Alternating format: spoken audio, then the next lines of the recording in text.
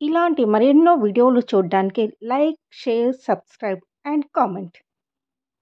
ఈరోజు ఈ వీడియోలో తులసి మొక్కకు శాలిగ్రామ రూపంలో ఉన్న మహావిష్ణువుకు వివాహం ఎందుకు చేస్తారు, తులసి లేని నైవేద్యం మహావిష్ణువు ఎందుకు స్వీకరించడు అనే విషయాల గురించి తెలుసుకుందాము. ప్రతి సంవత్సరము కార్తీక మాసంలోని శుక్లపక్ష ఏకాదశి రోజున శాలిగ్రామ రూపంలో ఉన్న విష్ణువుకు తులసికి వివాహం అత్యంత వైభవంగా చేస్తారు హిందువులు. తులసి మహావిష్ణువుకు చాలా ప్రీతికరమైనది. శ్రీ మహావిష్ణువు తులసి లేని నైవేద్యాన్ని స్వీకరించడు.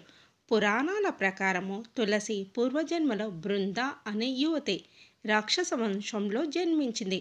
బృంద చిన్నతనం నుంచి విష్ణు భక్తురాలు.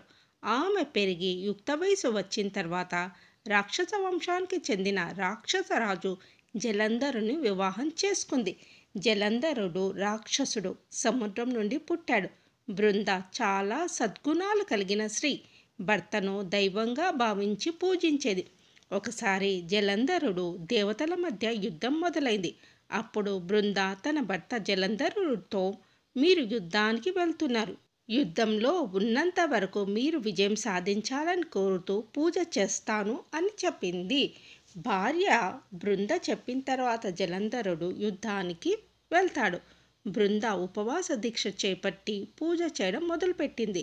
బృంద పూజ ప్రభావం వల్ల దేవతలు కూడా జలంధరుడిని ఓడించలేకపోయారు. దేవతలు ఓడిపోవడం ప్రారంభించిన తర్వాత దేవతలందరూ కలిసి విష్ణు వద్దకు వస్తారు.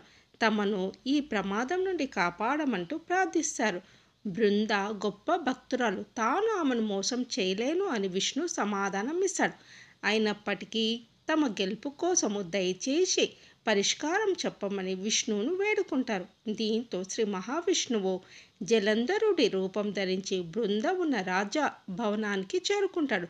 బృంద తన భర్తను చూడగానే వెంటనే పూజ చేయడం విరమించి భర్త పాదాలను తాకింది. దీంతో బృంద సంకల్పం భగ్నమైంది.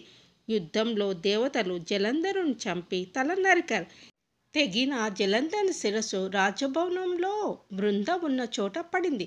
దీంతో బృంద జలంధరుని రూపం దాల్చిన స్వామిని ఆశ్చర్యంగా చూసింది. శ్రీ మహావిష్ణువు తన భక్తురాలైన బృందతో ఏమీ మాట్లాడలేకపోయాడు. బృందకు కోపం వచ్చి విష్ణువును రాయిగా మారమని శపించింది. దీంతో విష్ణువు వెంటనే రాయిగా మారిపోయాడు. దేవతలందరిలో అలజడి రేగింది. దేవతలందరూ బృందను ప్రార్థించిన తర్వాత బృంద తన శాపాన్ని వెనక్కు తీసుకుంది. తర్వాత బృంద తన భర్త శిరస్సుతో కలిసి సతీ సహ గమనం చేసింది. బృంద బూర్ద నుండి ఒక మొక్క ఉద్భవించింది. అప్పుడు విష్ణువు ఆ మొక్కకు తులసి అని పేరు పెట్టాడు. తాను రాతి రూపంలో శాలిగ్రామం పేరుతో ఉంటానని, శాలిగ్రామం పేరుతో తులసితో పాటు పూజింపబడతానని వరం ఇస్తాడు బృందకు. అంతేకాదు తులసి లేని ఏ నైవేద్యాన్ని తాను స్వీకరించనని విష్ణు చెప్తాడు. అప్పటి నుంచి తులసిని పూజించడం ప్రారంభించారు. కార్తీక మాసంలో తులసిమాతకు శాలిగ్రామానికి వివాహం చేస్తారు.